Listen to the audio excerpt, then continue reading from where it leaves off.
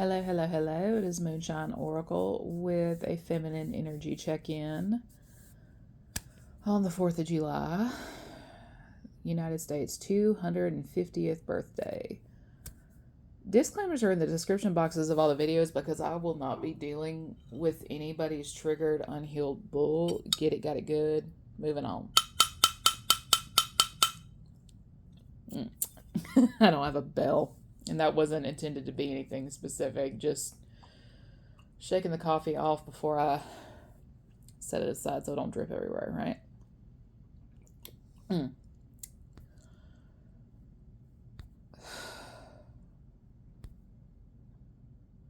This energy just doesn't feel like a celebration, because anybody who's like into history and stuff like that, you're well aware of the fall of the Roman Empire and stuff like that, and how empires tend to fall at the 250-year mark.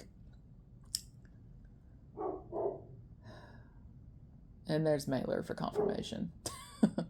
So Jezebel could be falling in a lot of cases. I've been channeling for air signs in the longest, like the House of Mirrors is cracking, the pendulum swinging, aka the wrecking ball that is destroying the House of Illusions and stuff like that. And it's just, there has been so many false narratives that people are fighting to keep going, like it's costing them their lives and that of the people around them. Lies have consequences, good or bad. Gossip has consequences, good or bad. You're either boosting a person's image or you're destroying it. There's really no in between. And a lot of times, the only way people can keep things that they have stolen is if you are dead. And the thing is, you're not dead. You're not dead.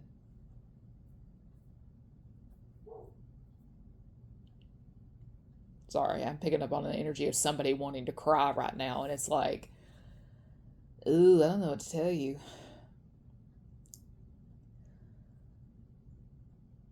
What somebody or a group of people are doing may very well be a white collar crime. Now, the thing is, you're not always going to go to prison. You can just be heavily fined and be court ordered to pay restitution. And so on down that line, it doesn't always mean you're going to prison, but can you if the conditions are right? Absolutely. Absolutely. Um,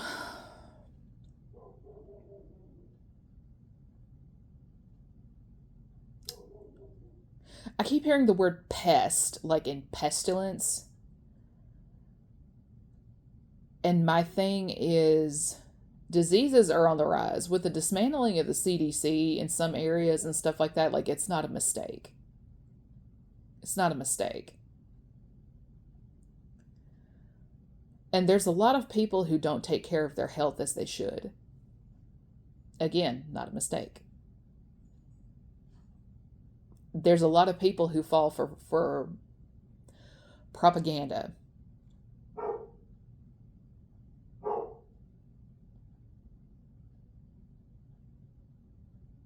There's probably a rat in the basement again, because those have been really bad as of late. If you know the historical significance of rats during the the Black Plague, yeah.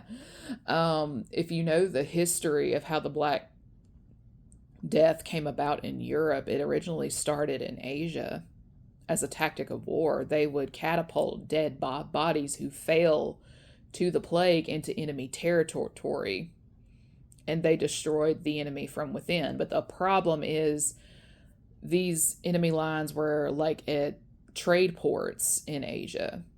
They made their way back to Italy, and so on down that line, right? I noticed a similar pattern when La Rona came about. Started in China, ended up in Italy, before it spread globally, and all that jazz. And it ended up becoming something that we will have to deal with as we do the common cold and the flu every year. I've had it the first time I caught it, I didn't know I had it. I was working for a travel agency at the time. We, like in January, right as the news hit the forecast and all that jazz, the it had spread to Italy and stuff like that. And I worked in the accounting department and I was training. We received a batch of checks from Italy in that from that specific area that was under fire at that moment. And I remember a few days after handling those checks, I was really sleepy. I didn't hit a fever. I didn't spike anything. It was also that time of the month. So I wrote it off as okay, just my period's a little intense and a little more draining than it normally is. But when my cycle ended, so did those symptoms. And it's like, okay, back to normal, right? And then we started getting reports late February.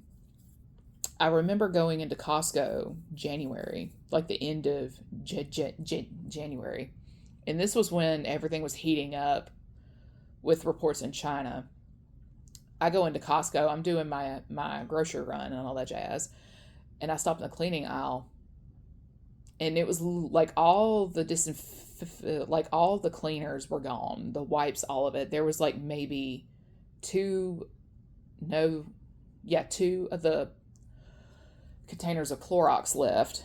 And it's like, you need to grab one. And I did.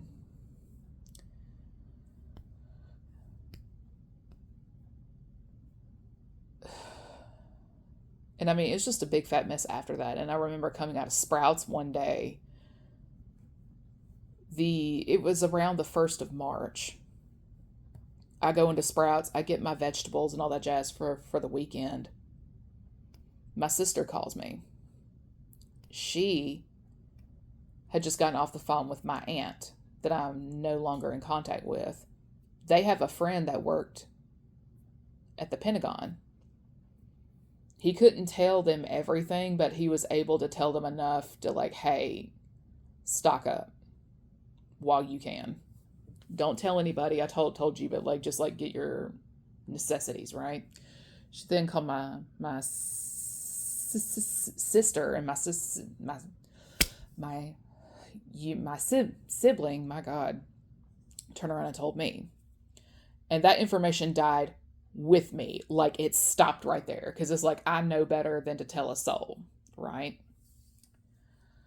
We also saw this scene in Contagion and so on down that line. It got the director or whoever his role was in the film in trouble, if not fired altogether.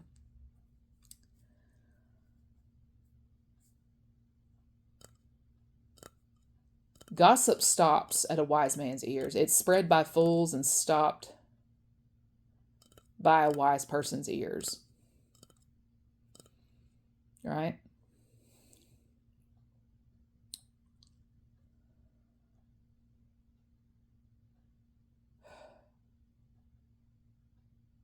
Somebody here just does not have the wisdom they thought they did. They thought they had the inside scoop, the 411 on a person, and it turns out they never did. Again, lies are spread by fools, started by idiots. And they stop at a wise person's ears because, especially when that person knows the character of the person that's being lied on and gossiped about, right? A lot of times it takes a while for it to get to that wise person because they're not engaging in the community bullshit. But when it reaches that wise person's ears,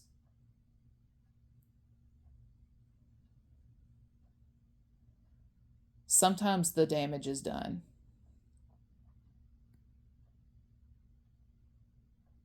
The damage is already done.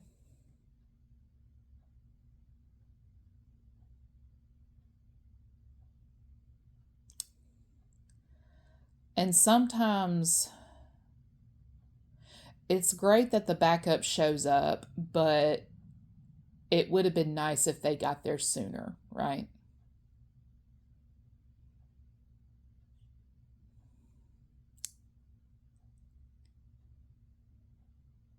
People do a lot of stupid things when they know you are meant to outrank and surpass them. They do a lot of stupid things that they say things, they do things, and sorry just isn't going to fix it. It's just not going to fix it.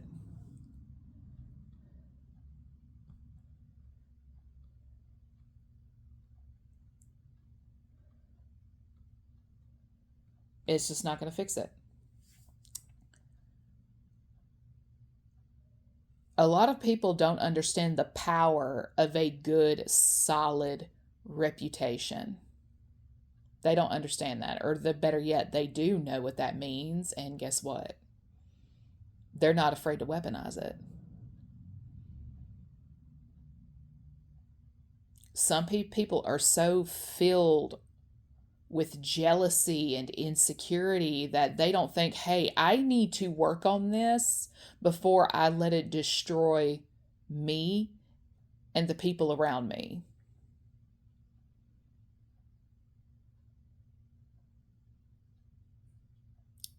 It's like somebody knew somebody was supposed to become a blessing to people, but they didn't want that person to be seen. They didn't want them to be heard. They didn't want them to become known, famous. But in order for the blessing to materialize, they have to be known. They have to be seen. They have to be famous.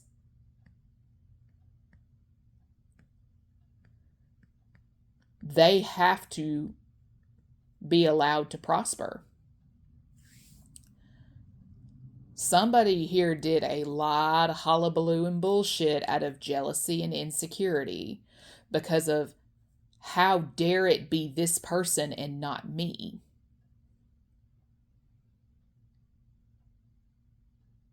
These people wrote a check their ass cannot cash. If they stole money from you that was supposed to come to you, well, guess what? The bank that cashed the check, they're being investigated now. The people who brought it in forged a bunch of documents like power of attorney and shit and all that shit. Guess what? They're being investigated now because that is a very, very, very serious crime. To take out a life insurance policy that nobody knows about, especially the person the policy is on, that is considered a motive to a person. Like you have intent to them.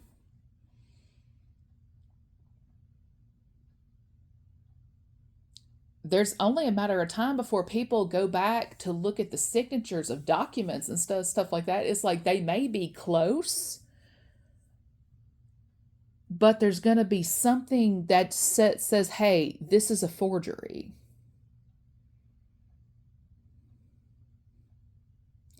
And no one gets set up to fail in life, or they get set up to be on the chopping block of people and their sacrifices and all that jazz.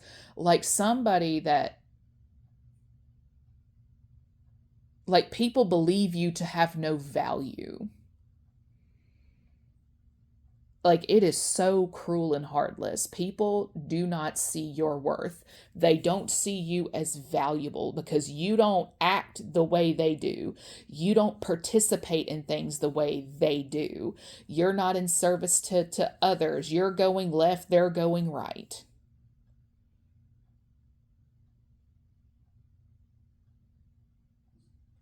They don't see your worth. They don't see you as valuable. So what better way than to help them out is to die so they can live, right? Again, premeditated murder. It's a thing. And I think the joke is like, because this insurance policy energy has been so heavy the last 5 years. Like if there's not a paper policy on you, it's a spiritual thing.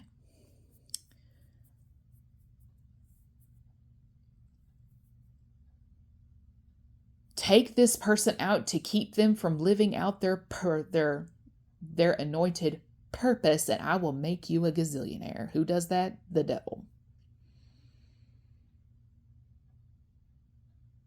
This could very well be a group of Satanists that I'm picking up on. Mm-hmm. Because that would be the devil's work. It would be. But the thing is, even if there's not like an actual paper policy on you, like there's the godly prophecy and then there's demonic prophecy. That's just something I've come to realize over the years. There's God's prophecy and then there's demonic. Is it precisely like God's? No, not entirely. But demonic prophecy, in a way, is like, hey, you take out God's strongest, and this will be your reward type of prophecy. And it's like, sweet Jesus. Like, it is so annoying. Like, you ever have those group of folks that are so convinced they're doing God's work, but when you open your eyes and truly see that they're actually doing Baal's work, it's just like, it's a whole different ball game. You'd run away from people, you damn self. I mean, I'm just saying. But y'all don't hear me when I talk. We don't have God's finest. We have Baal's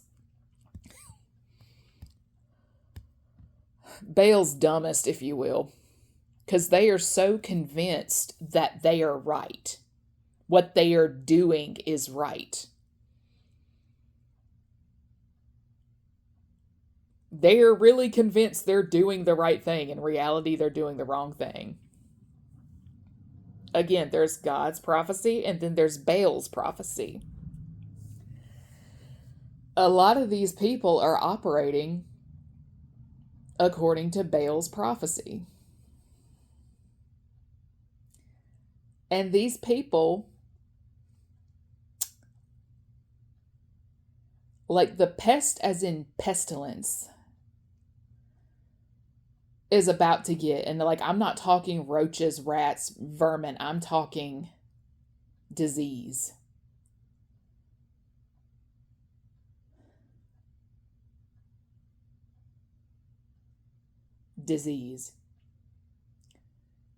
Lorona was just a test run. There's a reason scientists are getting cut from their jobs. There's a reason the CDC has faced cuts themselves. There's a reason. When you understand how diseases like Ebola work, like how like the spread of those types of things, it's just like it now explains why I keep getting cut here, stabbed there, and all that jazz over the last few weeks. Like, it's honest to God, no mistake. I got impaled in my palm while I was pruning in the backyard from dead bamboo, like right into my hand. And I immediately felt some crucifixion type deal. It was an attempt at a humiliation ritual. Like my hometown community is so fucking childish, it's not even close to funny. And I know who it, like, I have a really strong inkling who it was. And it's just like, she wants to humiliate me and humble me so bad. But it's just like, I'll sue the dog shit out of her and win. She can make friends with all the cops, this and that she wants. I will sue the living dog shit out of her. Because where she has connections in the local area of the government, there's people I can actually call on at the Pentagon. I mean, it's really tit for tat. And the thing about power is it should never be abused. I know where to draw the line. I know the things I can call about, and I know the things I can't call about. Because you can actually get in a lot of trouble for all that. And I think the funny thing is when you are trying to weaponize the local GOVT for your personal amusement gain and all that jazz, you can get them federally investigated. And with that, everyone have a good day.